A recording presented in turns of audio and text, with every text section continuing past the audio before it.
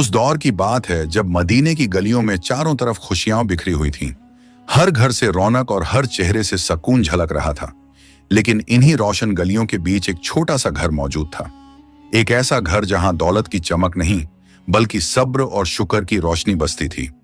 ये घर हजरत फातिमा रज़ियल्लाहु ताला अन्हा का था, अल्लाह के रसूल सल्लल्लाहु अलैहि वसल्लम की प्यारी बेटी, जिनका दिल तंगी में भी अल्लाह के शुक्र से लबरेज रहता। उस सुबह मदीने के आसमान पर एक अजीब सी खामोशी फैली हुई थी। हवाएं ठंडी थीं, लेकिन हजरत फातिमा रज़ियल्लाहु ताला के घर का सन्नाटा कुछ और ही कहानी बयां कर रहा था। पूरी रात इबादत में गुजर चुकी थी। सजदे की मिट्टी अब भी उनकी पेशानी पर जैसे नूर बिखेर रही थी। सुबह उठी तो उन्होंने देखा कि घर में खाने का एक दाना तक मौजूद ना था। सिर्फ एक प्याले में थोड़ा सा पानी रखा हुआ था। उन्होंने वो पानी उठाया, बिस्मिल्लाह कहा और धीरे से पी लिया। फिर हाथ उठाकर दुआ की, ऐ अल्लाह, अगर तंगी है तो भी तेरी रहमत है, अगर नेमत है तो भी तेरी रहमत है। हमें आजमा, मगर हमारे सब्र और यकीन को और मजबूत रखना। उसी वक्त मस्जिद नबवी से फजर की अजान की पुरसुकून आवाज गूंजने लगी।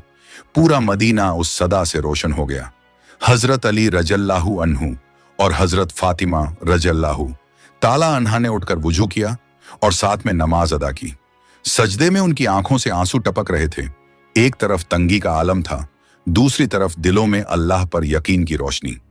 नमाज मुकम्मल होने के बाद हजरत अली ने हजरत फातिमा की तरफ देखा और फरमाया, फातिमा, मैं काम की तलाश में जा रहा हूं, अल्लाह से दुआ करना कि मेरी मेहनत कबूल हो जाए। हजरत फातिमा ने सर झुकाकर फरमाया, आप फिक्र ना करें, अल्लाह कभी मेहनती को मायूस नहीं करता। जाइए, इंशाअल्लाह आप रोजी लेकर ही लौटोगे। इतना कहकर हजरत अली धूप से तपते रेगिस्तान की तरफ निकल पड़े। नंगे पांव रेत उनके तलवों को जला रही थी, लेकिन दिल में सिर्फ यही ख्याल था कि बच्चों के लिए कुछ लेकर लौटना है। इधर घर में छोटे हसन और हुसैन अपनी अम्मी जान की तरफ देखकर मासूम आवाज में बोले, अम्मी जान, पेट में बहुत दर्द हो रहा है।